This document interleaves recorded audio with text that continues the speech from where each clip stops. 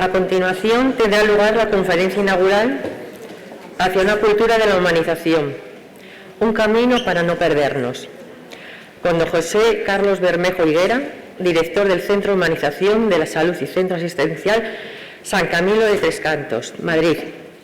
Y acompañándole en esta conversación tendremos a Marta Pisano González, jefa del Servicio de Atención Central a la Persona y Autonomía de la Dirección General de Cuidados, Humanización y Atención Sociosanitaria. Dirección General desde donde se coordina esta estrategia de plan de humanización. Muchísimas gracias, Tona, por la presentación. Tengo un par de diapositivas para presentar a José Carlos Bermejo Higuera. Tengo el verdadero placer y el verdadero honor, y tenemos todos el verdadero honor de contar con José Carlos Bermejo Higuera. Muchísimas gracias por venir a acompañarnos hoy a esta primera jornada de humanización. La tarea es difícil, resumir en unos pocos minutos para no quitarle mucho tiempo a José Carlos su presentación, resumir lo que ha hecho, lo que ha conseguido y lo que nos va a mostrar hoy es harto complejo, pero voy a tratar de poner 4 pinceladas para presentarle como dignamente se merece. José Carlos Bermejo Higuera es el director del Centro de Humanización de la Salud Religiosos Camilos. Este es un centro de humanización en salud que debe su nombre a San Camilo de Lelis, fundador de la Orden de los Ministros Enfermos.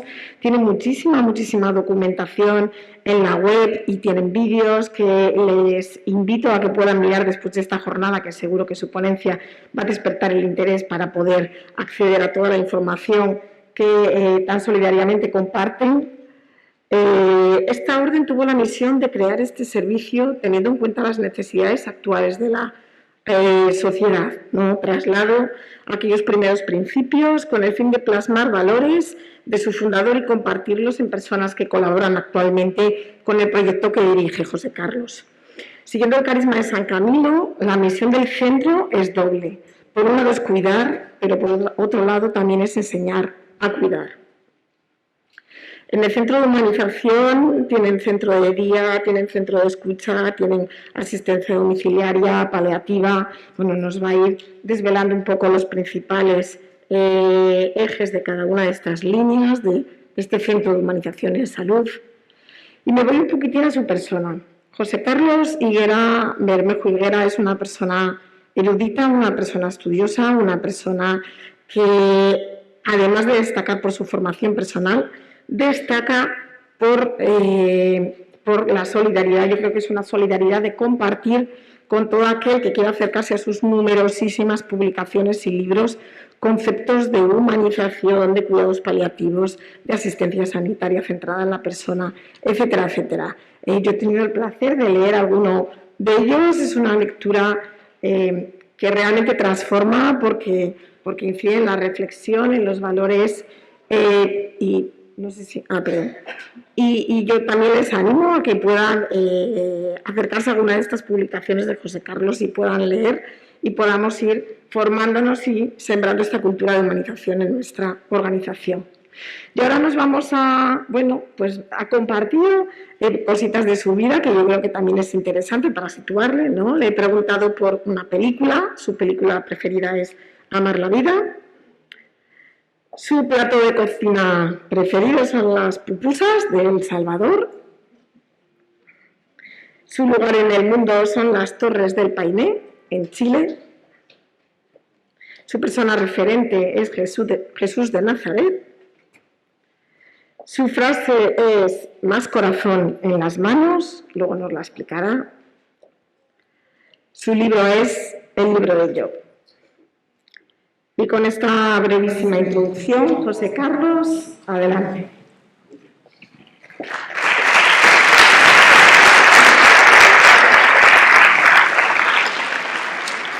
Saludos.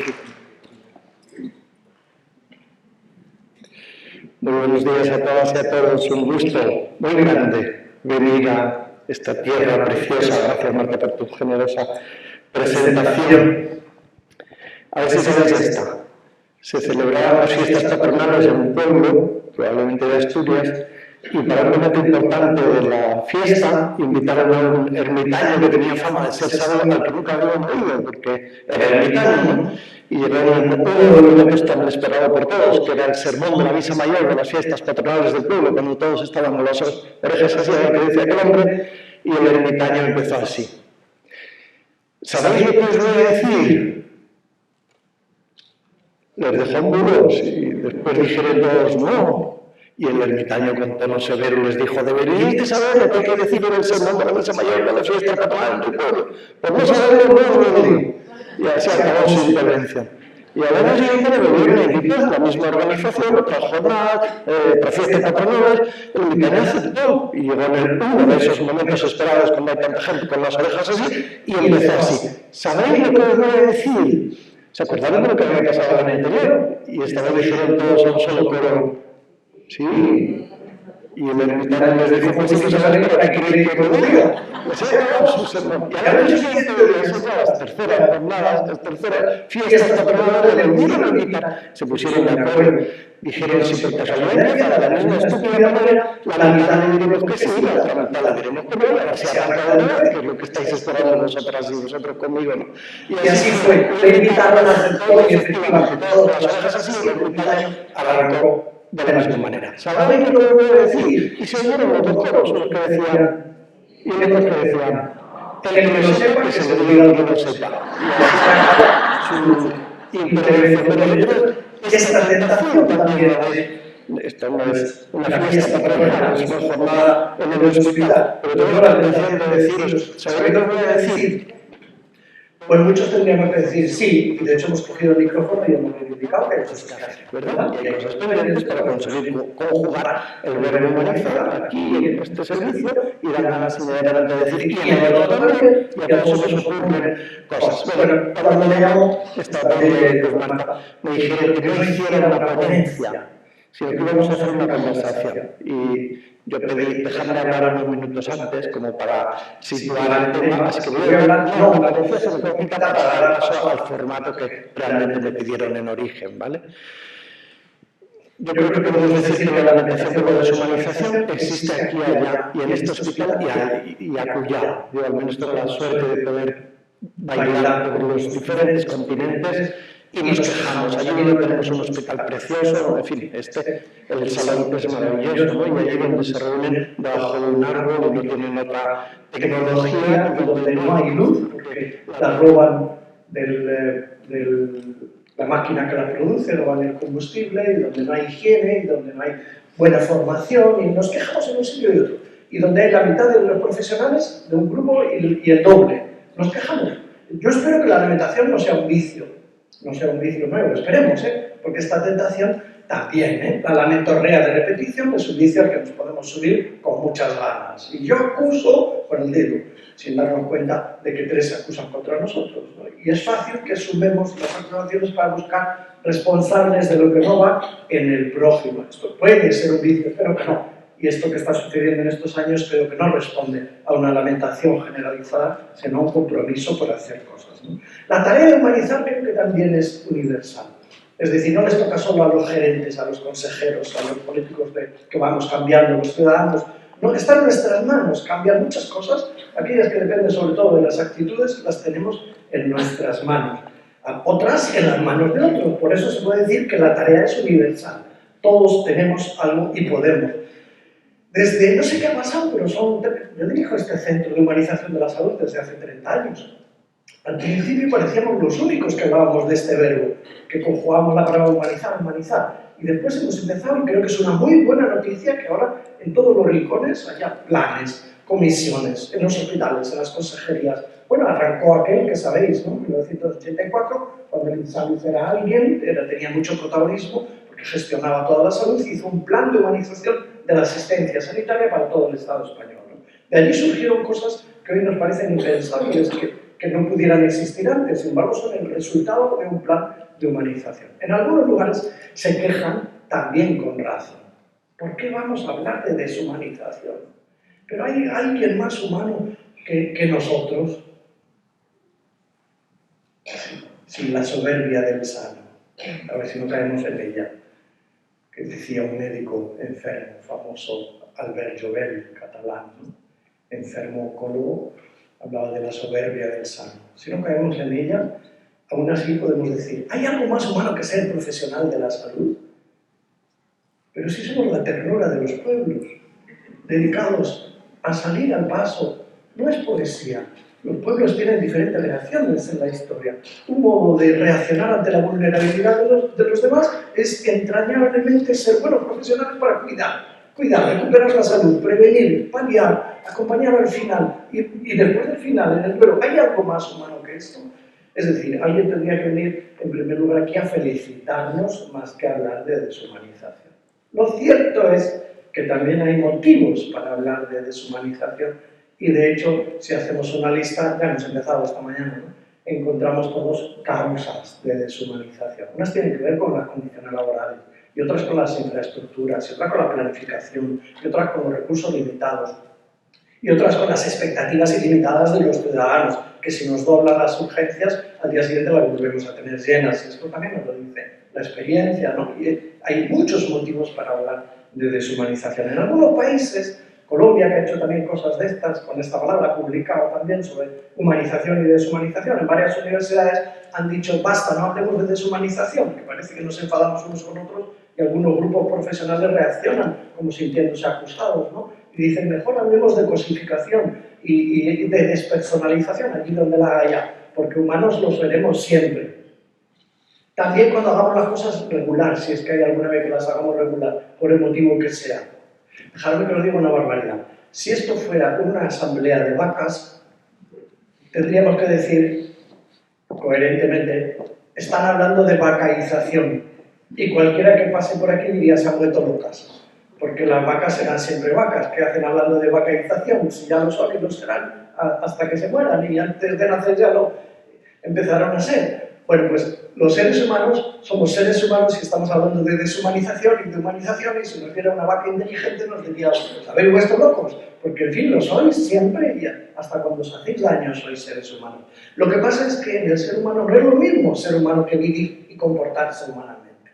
Y es cierto que en algunas circunstancias nuestra conducta no está a la altura de lo que fundamenta la dignidad humana, que es esa dignidad intrínseca que nos hace radicalmente diferentes a los seres humanos.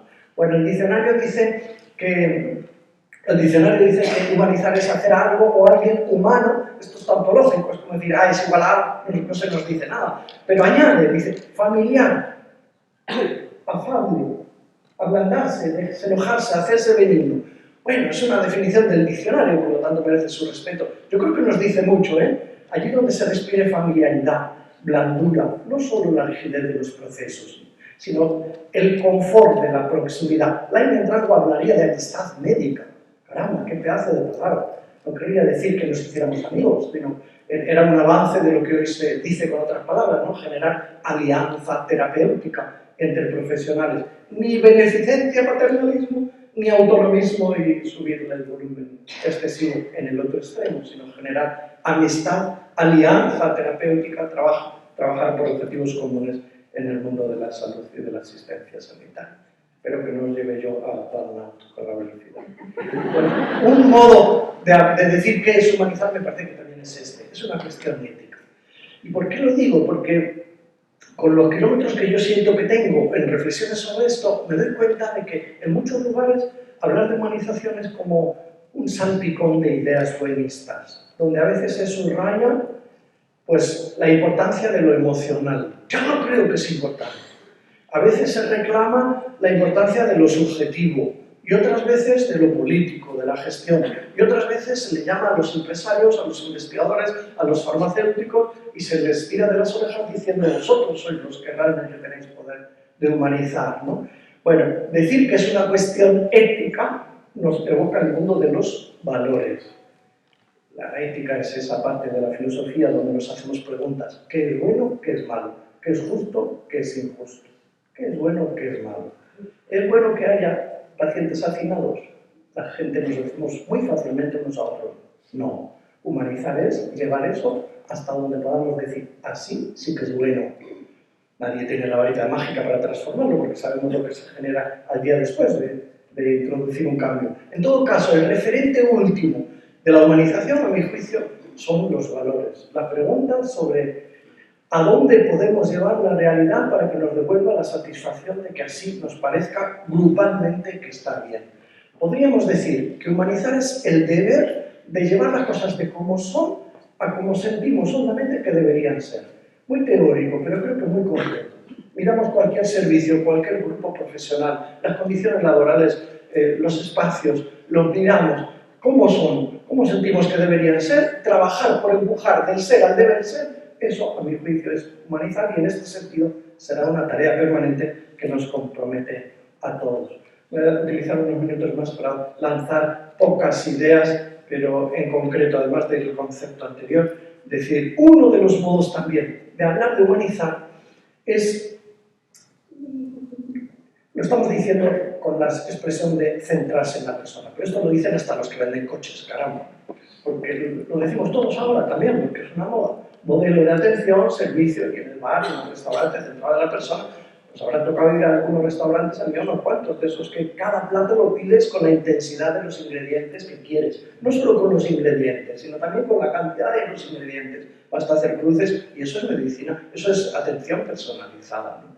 Cuando te compras el coche, además de la marca y según tu dinero, te dirán si este color, si este interior, si esta capacidad en el asiento, en la iluminación, centrado en el cliente. El concepto de cliente, que para eso paga, concepto de persona. Llevado al mundo de la salud, de la asistencia sanitaria, creo que centrarse en la persona nos debería trabajar un poquito en antropología, para decir, ¿pero qué queremos decir centrado en la persona? ¿Solo en sus expectativas? ¿Solo en sus deseos? Estas palabras también se han puesto de moda a la hora de definir en ciertos contextos en España modelo de atención centrado en la persona, es decir, respetuoso de las expectativas, de las preferencias, palabras clave, de las preferencias de los usuarios. Si nos sentamos un ratito a pensar, yo creo que tendríamos que decir, digamos lo primero que queremos decir por persona. He pedido a un compañero que ilustra, que me ayude con los dibujos, y bueno, ser persona es un poco más que un cuerpo, ¿verdad? Un poco más. Si no, reduciríamos la medicina a veterinaria de cuerpos humanos. Y este riesgo existe. Yo lo percibo en los años que he enseñado en varias facultades de medicina, en España, en Chile, en diferentes países, percibo la tentación de reducir nuestras nobilísimas, humanizadorísimas profesiones biomédicas, reducirlas a veterinarias. ¿Por qué? Porque el paradigma biologicista se nos ha metido y a algunos nos hace sentir muy orgullosos cuando aprendemos a contar mitocondrias hasta con los dedos de los pies. Más difícil, decía un alumno en la facultad que me invitó a dar una conferencia, lo anunció así, nos enseñan a contar mitocondrias hasta con los dedos de los pies, pero no nos enseñan a escuchar, y así invitaba a una conferencia sobre la escucha. Bueno, el ser humano tiene también una capacidad cognitiva, y ahí nos jugamos mucho, mucho del sufrimiento en el ser humano depende de cómo significamos con la cabeza lo que nos pasa, los deterioros de la naturaleza, los traumas personales, las situaciones de dependencia, significamos. Humanizar, para mí, es mirar al ser humano como un cuerpo que está alterado, que necesita diagnósticos, intervenciones, paliaciones, prevenciones, rehabilitaciones, pero que tiene también una cabeza. ¿Cómo gestionar, cómo acompañar al mundo de la significación? Cuando yo estaba enfermo durante la pandemia, ingresaba un poquito en un hospital por la infección bilateral, me di cuenta de que lo que más me hacía sufrir a mí,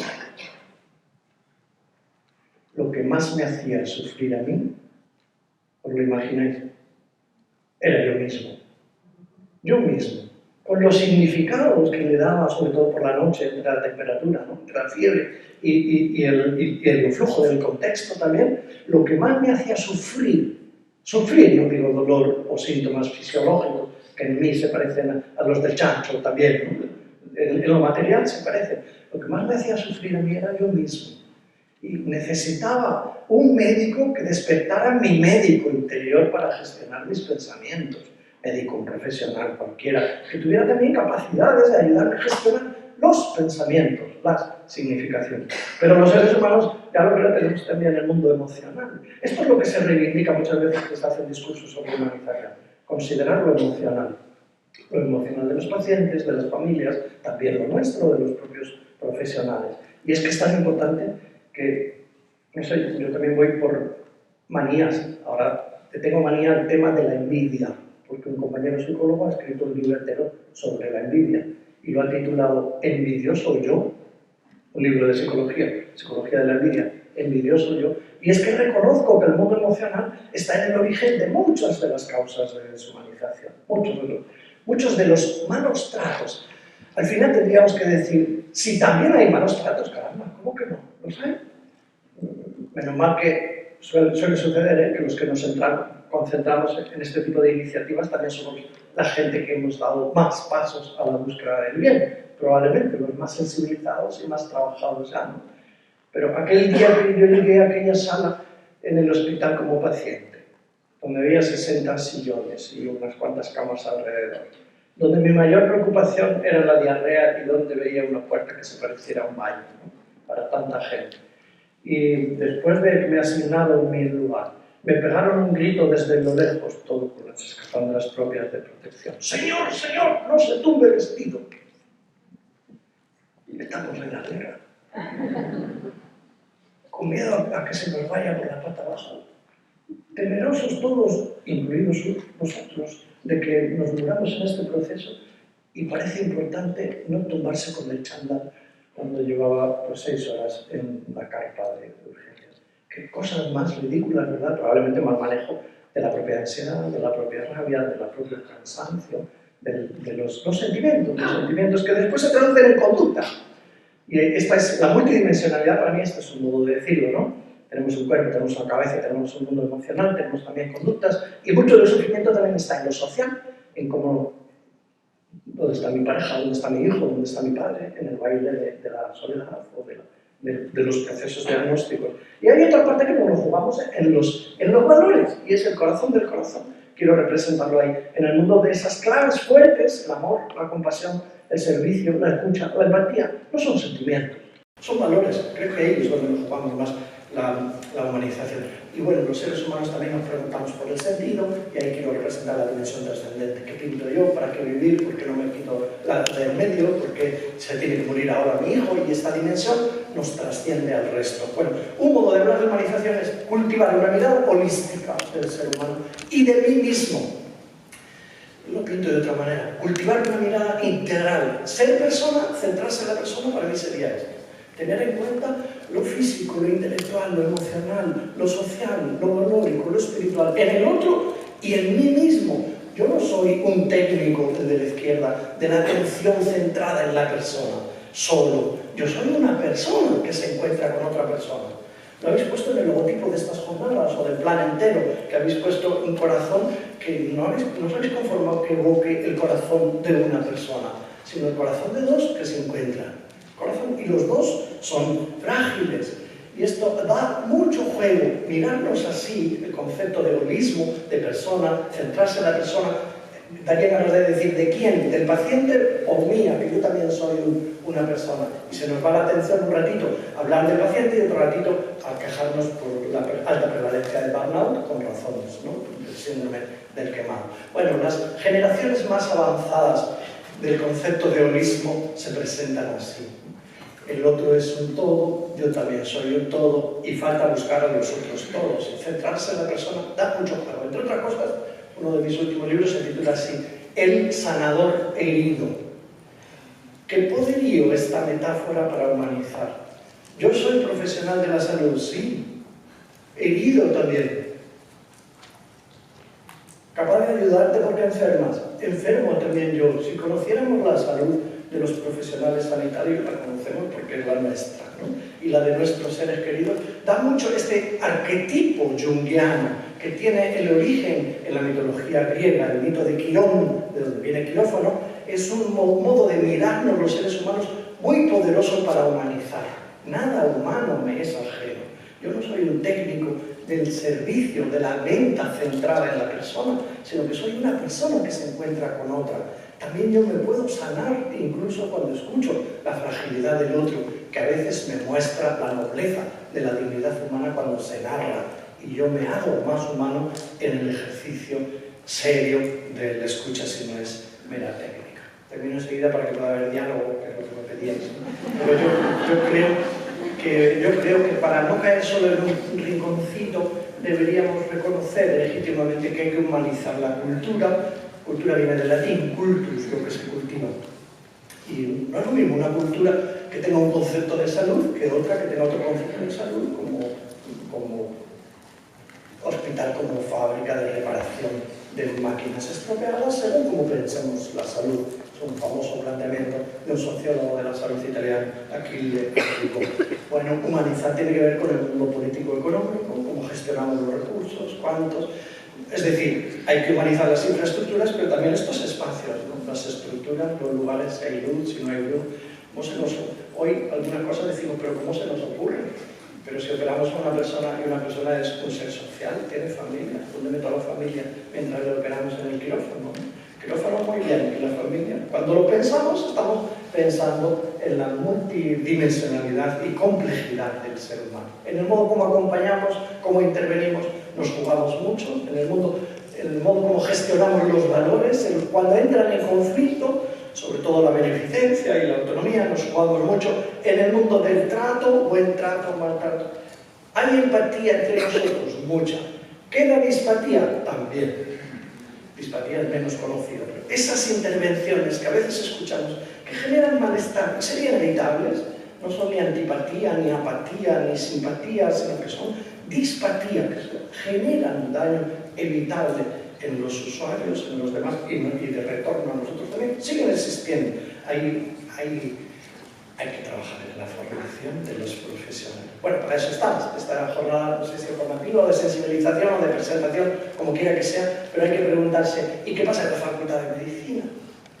Antiguamente me ha dado por investigar el tema de la palabra en las relaciones profesionales, y anteriormente en la escucha. Pero bien, antiguamente, sabéis, que había una asignatura entera, en la mayor parte de las carreras, de las profesiones biomédicas, una asignatura entera que enseñaba a utilizar la palabra.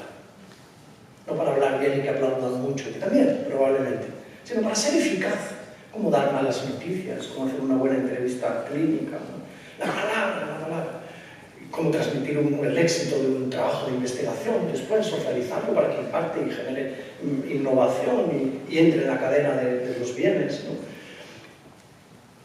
Hoy no hay nada de aquello que se llamaba oratoria, retórica, nada.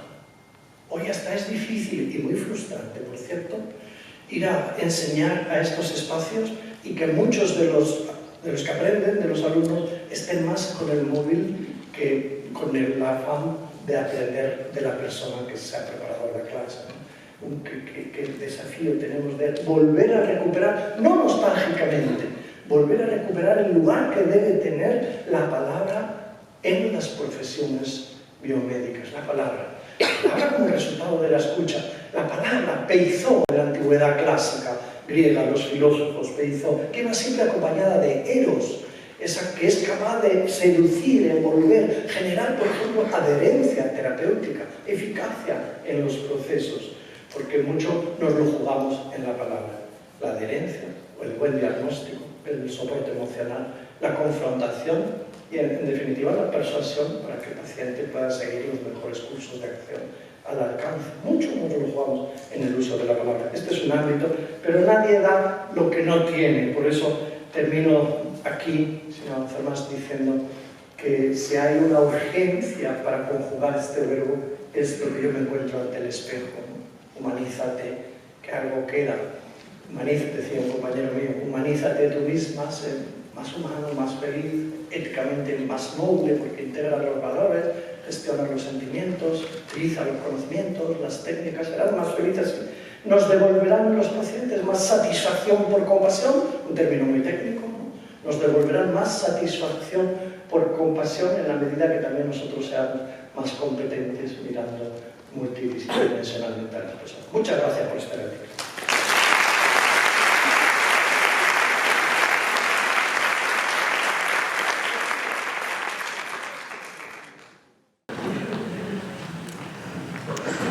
¿Está encendido? ¿Puedo hablar? Sí, se oye. Sí. Bueno, pues muchísimas gracias, José Carlos. Nos vas a permitir, ya que te hemos traído, que utilicemos un poquitito y hagamos unas preguntas muy enmarcadas en las líneas estratégicas que tiene este plan de humanización de Asturias, 4 líneas estratégicas que también han quedado claras en la primera mesa, y lo que queremos un poco es pues quizá bajar a terreno y que nos ayudes con tu experiencia en el centro de salud, en el centro de humanización, con tu experiencia, cómo poder darnos alguna pista que nos tienes. ¿Vale? Entonces, la primera pregunta tiene que ver con el área de ciudadanía y querríamos que nos contaras los usuarios del centro de humanización qué es lo que más demandan y qué es lo que más agradecen cuando pasan por vuestras instalaciones y servicios. Pues muchas gracias. Nuestro centro es un centro muy particular, es el más bonito del mundo. Buscarlo, Centro San Camilo, y es de una arquitectura que rompe muchos cánones. Nuestro centro es para personas mayores dependientes, es un centro privado pero concertado, por lo tanto forma parte de la red de servicios públicos, por una parte para servicios sociales de cuidado a la dependencia y por otro lado para enfermos al final de la vida. Mueren en nuestra unidad 500 personas al año después de una esperanza de vida de 20 días de media, ¿no? Procesos oncológicos, un 80%, y menos unos poquitos que viven el síndrome de Lázaro, que así se llama, que después de ver que estaban muy mal y muriendo, se mejoran, se estabilizan, y tienen que volver a casa porque no estaban en el grupo de los previsibles enfermos al final de la vida. Nosotros también atendemos a las personas en duelo, 800 personas en duelo al año, para acompañar procesos de duelo complicado. A veces el proceso de elaboración del dolor por la muerte de un ser querido a veces se complica y puede ser causa de muerte, si llega a ser duelo patológico, como bien sabemos, tenemos instrumentos para medirlo cada vez más, ¿no? Los científicos. Bueno, acompañamos a las personas en duelo también. Estamos aprendiendo, entre otras cosas, que acompañar bien en el duelo de la enfermedad del final de la vida disminuye la vulnerabilidad a la complicación del duelo post-mortem. Y vienen pocos a que les acompañemos en duelo complicado después de que les hemos acompañado bien en procesos de final de vida, ¿no? La mayor parte de los usuarios de duelo complicado son muertes súbitas, violentas, inesperadas, mal acompañadas. El mal acompañamiento al final de la vida aumenta la vulnerabilidad del duelo complicado. Lo que nos llega de retorno es dar las gracias, lo sabemos por las revistas científicas sobre cuidados paliativos, ¿no? Al menos la española nos muestra cómo es mayor la cantidad de agradecimientos de los usuarios, en este caso las familias, en el final de la vida, cuando su ser querido ha muerto, que cuando su ser querido ha sido ha tenido un suceso porque le hemos intervenido y se ha recuperado, ¿no? Ha recuperado la salud que había perdido. Ahí se agradece menos. Sin embargo, aquí ¿y qué nos agradecen? Yo creo que haber considerado la multidimensionalidad, esto lo quiero subrayar, y que acompañamos también a la familia. La familia no es solo destinataria de la atención, es aliada de los cuidados. No solo porque es ella la que está mirando a ver si el suero se acaba o no, sino porque es el referente, es el sentido de la vida antes que el profesional sanitario para el paciente y la motivación incluso para recuperar la salud o morir dignamente. No es solo uno mismo, sino que es también mi hijo, o mi padre, o mi pareja. Con esta consideración multidimensional que se refleja también en el tipo de profesionales que tenemos, ¿no? Que la asistencia de psicólogos, trabajadores sociales, asistentes espirituales que manejan la angustia, sobre todo al final, esto refleja también que se mira la multidimensionalidad del ser humano.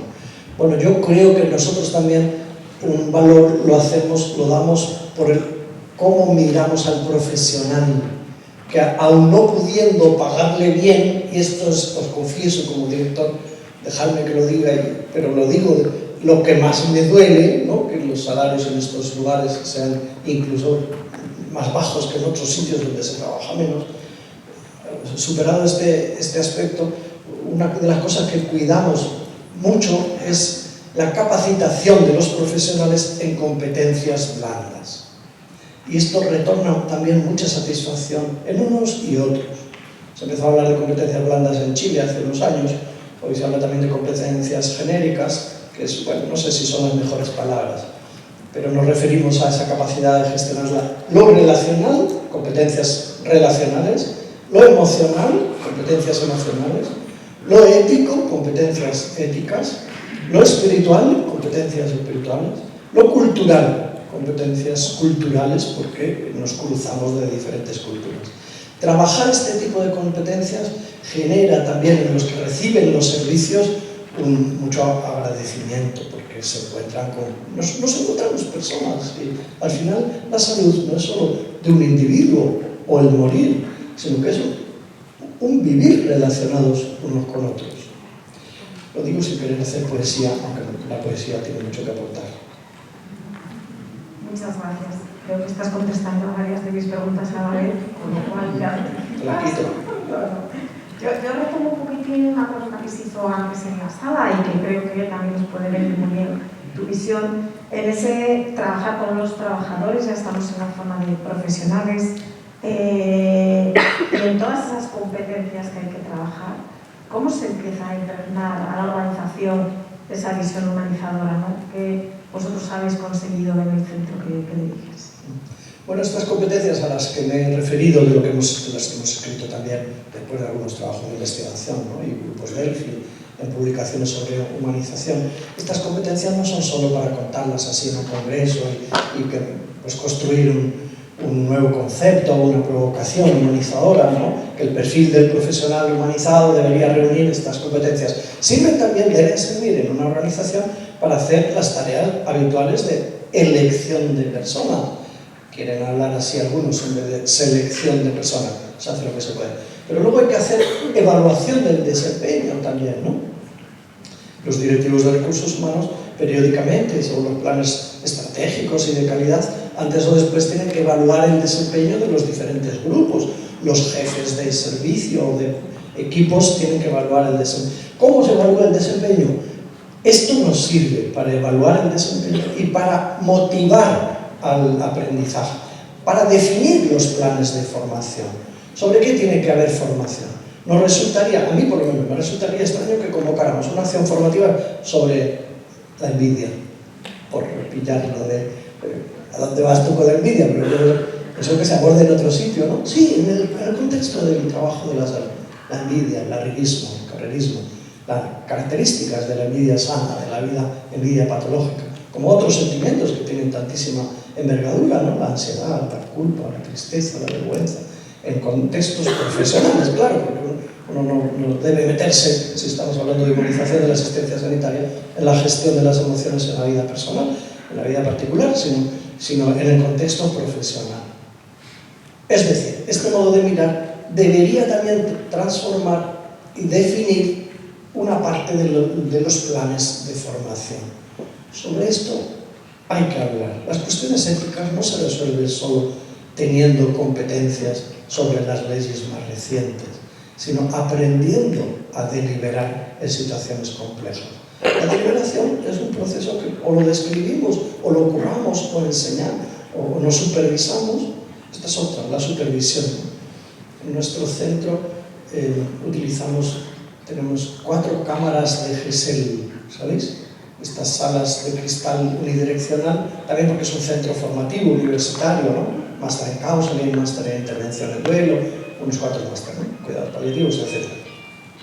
Y una de las metodologías que utilizamos para el desarrollo de las competencias blandas es que los alumnos pasan por la cámara de GESEL, es decir, por esas salas donde, digamos, entre tú y yo ponemos un cristal unidireccional y tú haces un ensayo con un paciente en la cama o sentado, como quiera que sea, o con un actor que te ponemos, ¿no? O con un compañero, y el tutor y el resto de los compañeros estamos al otro lado de la sala, como las salas de las películas donde se interroga a los niños que han sido víctimas de algún tipo de maltrato, ¿no? Y desde el otro lado supervisamos, nos entrenamos, después damos un feedback, a veces grabamos, se lo lleva el alumno, y estos son metodologías que también tienen un poder muy concreto y ensayadas para supervisar, porque si no, alguien también podría levantar la mano y decir: pero ¿cómo carajo quieres que yo dé una mala noticia?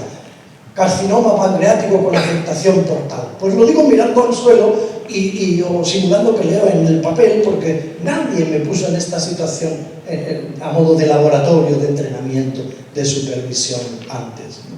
Bueno, estas metodologías creo que son también termina siendo un deber ético de la propia organización cuando planifica la formación y quiere incidir en estas competencias blandas. Interesante. Otra pregunta, ¿qué significa el lema "Más corazón en tus manos"? Había preparado un poquito más de rollo, pero me he parado porque miedo a extenderme, ¿verdad? Pero esta fue una expresión que decía, seguro que los que somos enfermeros o médicos sabemos de historia de la salud y de la sanidad. En el siglo XVI, San Camilo, San Juan de Dios, que son los patronos en contexto católico de los profesionales de la salud y de los hospitales enfermeros, pues estos hicieron una grandísima reforma que fue histórica, ¿no? Por ejemplo, parte del origen de la historia clínica, hay que reconocérselo a este hombre Camilo de Lelis.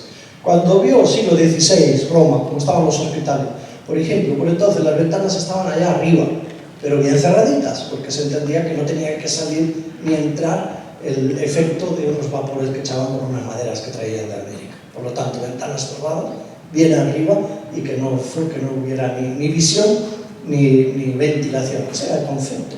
Gran innovación.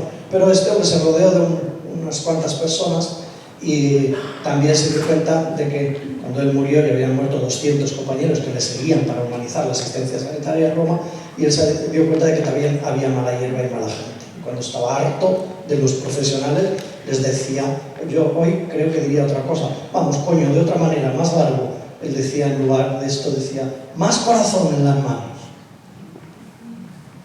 Más corazón en las manos. ¿Qué poderío tiene esta expresión? Les decía otra cosa, que es también muy potente. Cuidar a los enfermos como lo haría una tierna madre con su único hijo enfermo. Como lo haría un hombre rudo que había sido soldado, que habría matado que sé yo cuántos antes de sus 25 años. Les proponía, esto es una exigencia ética de alto nivel, ¿verdad? Cuidar a los enfermos como lo haría una tierna madre con su único hijo enfermo. Subía el nivel de expectativas. Probablemente a propósito del corazón, que se ha convertido mundialmente como símbolo de la parte blanda, probablemente nos vendría muy bien explorar la palabra corazón en la sabiduría judía. Porque para nosotros parece que la sabiduría está aquí y el sentir está en el corazón. Las revistas del corazón son las revistas de los sentimientos, en fin, utilizamos en muchas expresiones el corazón como metáfora, ¿no? En realidad, en la sabiduría judía, la sabiduría está en el corazón. Por eso es esa expresión que luego da libro a una novela que habréis leído a lo mejor, donde el corazón te lleve, vete donde el corazón, y también una película, vete donde el corazón te lleve. Y después subrayamos el valor de la inteligencia emocional, porque lo pone de moda Daniel Goleman en 1996 y parece que se inventa algo. En fin, Zubiri lo había dicho de mil maneras mucho más ricas, ¿no? Pero el corazón, poner el corazón en las manos, no es solo poner el mundo emocional, lo subjetivo, la ternura, el amor, que ya son valores, ¿no? No emociones, sino valores, sino que es también poner la sabiduría. Para los judíos es en el corazón donde se hacen planes, también los planes perversos. Por eso se habla de corazón de piedra, de corazón de carne, del corazón que ve, del corazón que oye y del corazón partido, que luego llevará a... Bueno, es de mucha riqueza en la sabiduría judía, en los libros que conservamos.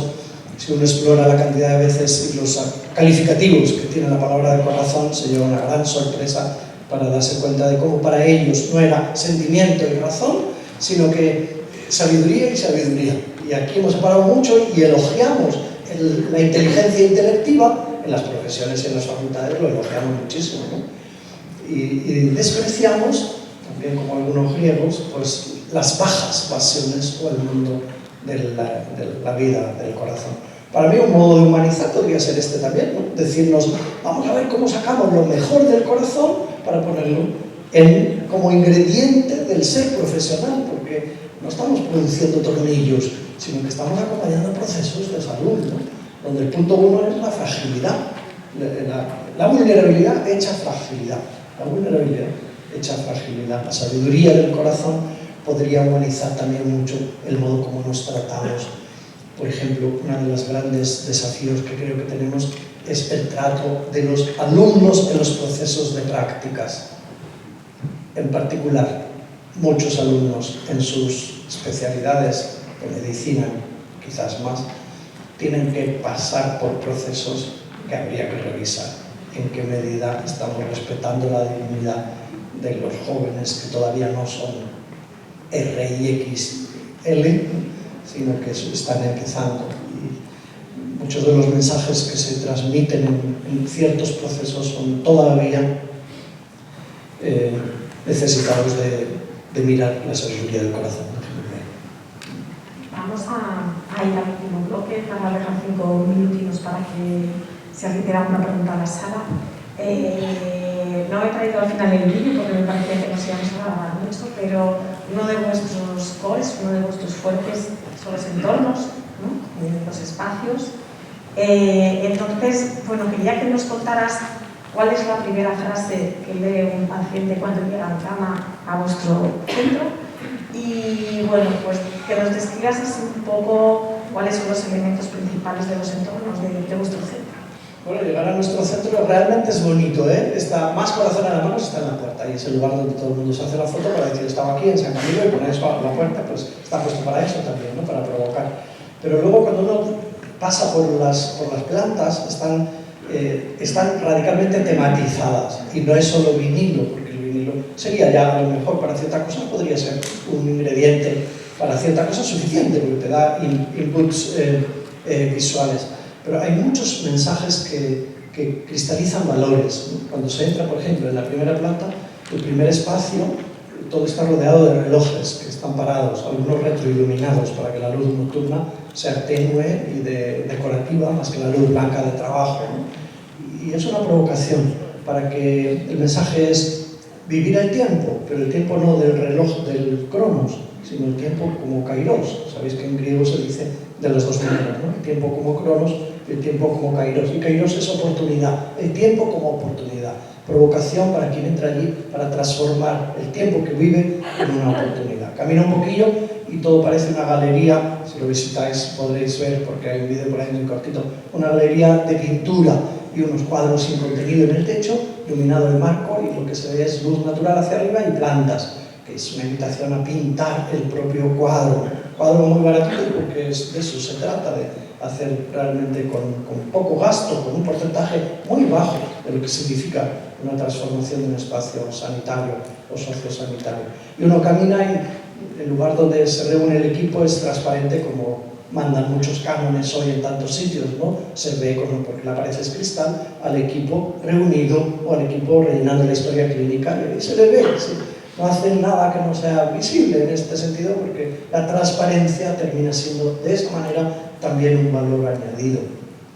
Y en el siguiente espacio pues se evoca la escultura y hay unas cuantas esculturas pequeñas de silicona, de no sé qué material sencillo, pero son esculturas de manos que quieren subrayar el valor de las manos con las que tocamos y tocamos. Esta es otra, ¿no? En qué medida vamos a desencarnarnos en las profesiones sanitarias con la riqueza que nos trae la digitalización. Pero si abandonamos los contactos físicos, podemos realmente emprender caminos de deshumanización. Y uno camina y el siguiente trozo parece que es el mundo que evoca la literatura, libros y elementos. Y el siguiente la música. Y hay unos instrumentos musicales antiguos y un piano, y antes de ayer lo tocaba un joven y los pacientes sacaban, las familias sacaban a los pacientes en los pasillos para escuchar el piano que estaba tocando a las 11 de la mañana un voluntario, y esto sucede con frecuencia. Bueno, es una arquitectura muy pensada en la evocación, no solo de aspectos funcionales que tienen que estar buscados todos, ¿no? Y legales, respeto de distancias y luminosidad, puertas anchas para que puedan salir las camas a las terrazas, que las hay, ¿no? Un jardín pequeño, pero tiene 25 tipos de plantas o aromáticas, que a lo mejor no lo sabe nadie más que yo, que lo he diseñado, pero efectivamente los pacientes se benefician de ello. En último término, si se sale del jardín, hay una bodega donde se puede hacer fuego, que está abierta a los 24, una bodega así, dentro de la estructura. Y allí van las familias y hacen fuego si quieren, o cocinan si les da la gana, o lo reservan con la enfermera para celebrar el cumpleaños del nieto que a lo mejor es su última cena, porque también de eso hicimos un estudio, ¿no? Las últimas cenas de los pacientes en la bodega. Así y más bonito.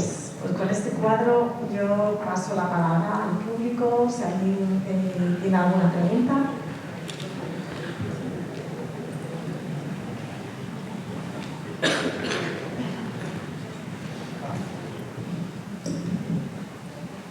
Hola.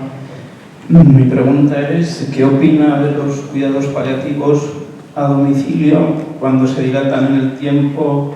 ¿Están preparadas las familias para asumirlo? Bueno, por ahí va la pregunta. Gracias, Mil. Bueno, desde que el año 1983 en España surgiera la primera unidad de cuidados paliativos aquí cerca, en el Hospital de Valdecilla, hasta hoy, que contamos con más de 800 dispositivos repartidos por la geografía, creo que la trayectoria es como para decir, estamos caminando, ¿verdad? Y ya no pensamos solo en unidades de cuidados paliativos institucionalizadas, en hospitales, las pequeñas camas o equipos, ¿no? Pocas camas, o unidades como la nuestra, que ya son medias en estancia y en cantidad, son 30 camas, sino que estamos pensando y enriqueciendo los servicios de cuidados paliativos a domicilio. Yo no puedo más que pensar bien. Si son insuficientes en el lugar donde tenemos la cabeza puesta en este momento, pues lo sabe usted mejor que yo, claro está, ¿no? Y cierto que no estamos respondiendo a las necesidades. Pero esta trayectoria es como la acabamos de describir, ¿eh? Según las últimas décadas, un incremento de esta filosofía, de esta cultura, de esta atención, el número de personas atendidas, profesionales especializados en cuidados paliativos complejos, creciente. Quizás en la última década, más que creciente, nos encontramos en una meseta si nuestra mirada es a nivel estatal, según el último atlas que ha hecho la SECPAL, ¿no? Atlas de cuidados paliativos, levantando acta de su desarrollo. Estamos bajando en posicionamiento en relación a Europa, en general en cuidados paliativos, no solo domiciliares, bajando, pero todavía tenemos gente en la cola. Nuestro país vecino, Portugal, está bastante peor que nosotros, a pesar de que ellos forman mucho más en cuidados paliativos en la universidad, luego consiguen entrar mucho menos en el campo de los servicios concretos. Bueno, el ideal es que las personas que quieran puedan morirse en casa con los síntomas en las multidimensiones bien atendidos, ¿no? Ese es el ideal, más que las unidades hospitalarias, claro. Tenemos por aquí dos manos.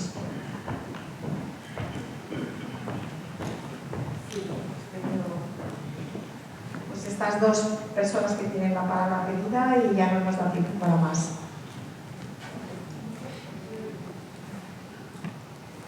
Sí, vale, primero muchas gracias por acompañarnos hoy.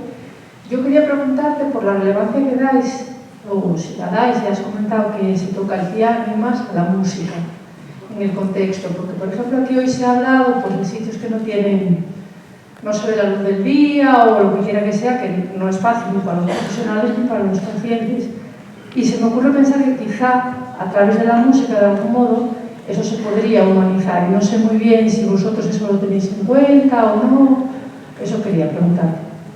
Bueno, como he dicho, ¿verdad? En casa, en medio de la planta hay un piano, y entonces lo tocan los voluntarios, muchas mañanas, a media mañana. A mí me da mucho gusto, a mí, y creo que eso ya es otro objetivo, ¿no? Que los que trabajamos ahí nos dé gusto pasar por ahí, en lugar de que nos dé pena porque están hacinados, cada uno en una habitación y encima queriendo salir cuando suena. Bueno, lo nuestro en concreto no es musicoterapia, porque eso es una cosa seria y hay que tener profesionales entrenados y saben lo que hacen en cada momento. Una cosa es tocar el piano, otro instrumento, como un hábito en unidades hospitalarias u otros lugares, ¿no? Y otra cosa es hacer planes organizados de musicoterapia. Yo creo que estas cosas, en la medida en que sea posible, a veces uno puede decir, pero si no hay ventanas, si no hay luz, me dices que piensa en la musicoterapia.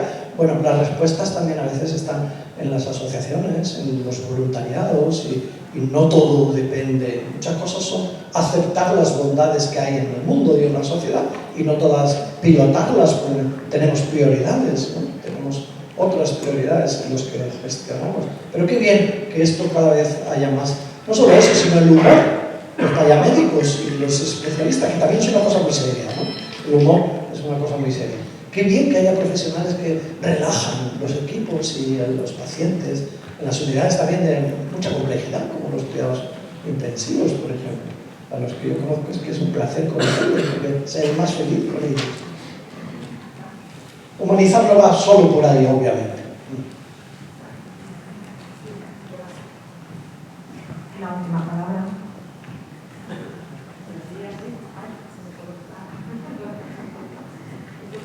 Mira, yo creo que había pedido la palabra. Sí.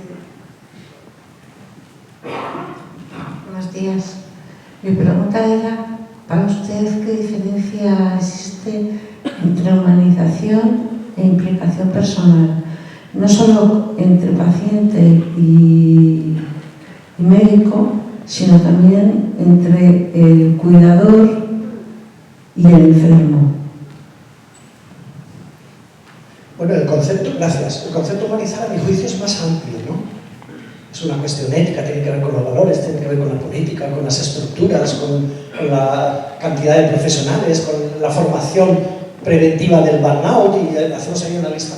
Mientras que el concepto de implicación es como mucho más monográfico, ¿no? Por ejemplo, aquella película El Doctor, que la habréis visto, aunque sea un poco vieja, en los años 90 me parece, un doctor que es cirujano y que arranca la película cuando él a sus alumnos les dice: señores, no se impliquen. Ese es el paradigma con el que empieza la película. Señores, no se impliquen. Hasta que luego él mismo se enfermará de un tumor en la garganta, le atenderá una doctorcita preciosa con el modelo que él quería enseñar a sus alumnos de no implicación emocional, afectiva, y no permitirá que lo opere ella, ¿no? Sino que seguirá la película, seguirá que lo opere aquel otro judío que, teniendo fama de ser menos competente desde el punto de vista científico-técnico, se sabe que se la juega con las personas y se implica con las personas. El tema de la implicación emocional podría ser abordado con el genuino concepto de la empatía, ¿no? La protección para no implicarse o no quemarse puede también ser patológica, y así lo estudia Danés y Mariani al describir el burnout, no solo como punto de llegada, sino también como punto de partida patológico ante el estrés temido. Saber implicarse y saber separarse en las relaciones con los usuarios en situación de sufrimiento es el arte de gestionar bien la empatía como concepto, que se ha convertido en polisémico también, ¿no? Por eso hay que ponerle apellido, la empatía terapéutica. Bueno, daría para mucho. Porque el pariente puede llegar a tener, o sea, puede llegar a enfermar al cuidar a su padre o a su madre enferma. La famosa codependencia, en la que se da en muchos cuidadores, ¿no? Sobre todo de personas dependientes o patologías crónicas. El cuidador de la persona dependiente se convierte a nivel psicológico en dependiente del dependiente. 36 horas al día es el título de un libro sobre el Alzheimer, sobre los cuidadores de Alzheimer, pero lo podemos aplicar a nosotros cuando nos sentimos quemados, ¿no? Porque nos hemos sobreimplicado sin gestionar bien el exceso de empatía, compatía, se habla también así en la literatura, ¿no? Muchas gracias. ¿Quieres hacer la última intervención, Tere? Disculpa que no quería robar el micrófono, es que había levantado la mano también, perdóname. Bueno, lo primero, pues muchas gracias por estar aquí, por acompañarnos, por ofrecernos toda esta sabiduría. Y un comentario que hiciste acerca de los estudiantes, pues me resonó lo que comentó mi hijo ayer por la noche mientras cenábamos, y yo le estaba contando que venía estas jornadas de humanización, le contando los 4 ámbitos. Él es estudiante de primero de medicina y mi hija de tercero, y me dijo: mamá, ¿y cuándo nos vais a humanizar a los estudiantes? Porque nos maltratan. Y realmente eso me lleva a pensar, si a un niño le maltratas, o sea, aprende a maltratar, si a un niño le comunicas, aprende a comunicar. Si en nuestras universidades no les dejamos preguntar, les cambiamos 1000 veces los horarios, no les ayudamos en la formación, que es lo que yo estoy viendo, bueno, pues desgraciadamente en parte, ¿no?, de la formación que están recibiendo mis hijos, o no les hacemos caso, ¿no? Les dejamos. ¿Cómo podemos educarles en valores si no les tratamos con valores? Dicen los filósofos que los valores se comunican por ósmosis, ¿no? Más que ser proclamados con las palabras, se contagian por diferencia de concentración. Creo que tienen razón. Y también hay estudios que dicen que la empatía se pierde en cuarto de medicina, fundamentalmente cuando ya por ósmosis se nos quitan las ganas de comprometernos con la gente. ¡Qué lío! ¡Qué lío! Hay algún artículo en alguna revista por ahí, hay algún artículo sobre un tema que va a estar más en la mesa en nuestra sociedad en los próximos meses y años, que es el abuso de poder y de conciencia, de diferentes maneras, pero estudiado en cómo se ejerce hacia los alumnos en concreto de medicina. Dinamismos de humillación. Antes los había en todos sitios, hace poco los había en una residencia de estudiantes y fueron denunciados por todos los medios y evidenciado que así no puede ser, por ser novato, ¿no? En una persona en una residencia. Abuso de poder y de conciencia en relación a los diferentes grados de esto hay. Y bueno, no sé cuánto, habría que estudiarlo con instrumentos y rigor, pero creo que es un grandísimo desafío. La Casa de Dios era un libro donde se hablaba del desarrollo, si leíste, es un tochito, ¿no? Se titula así, La Casa de Dios, pero es la narración de los estudiantes de medicina en las R's, en el proceso de las R's, desmontando y desvelando los sufrimientos del proceso. Es lógico que los haya, en todo el proceso de aprendizaje se aprende también con sangre, pero no con sangre vital, caramba, con sangre de esfuerzo, no con sangre vital. Hay mucho que hacer para construir humanización en los equipos y en la docencia. Ahora también empieza a haber congresos sobre humanizar la docencia en las profesiones sanitarias. Empieza, qué bien. Muchas gracias, José Carlos. Nos has dejado muchísimos elementos de reflexión. También nos has dado alguna idea que tendremos que rescatar entre todos y todas para seguir caminando en la línea de la humanización del sistema sanitario de Asturias, que es el que nos ocupa. Y bueno, no sé si Tona nos va a dar instrucciones para ella, para el café. Un aplauso para José Carlos.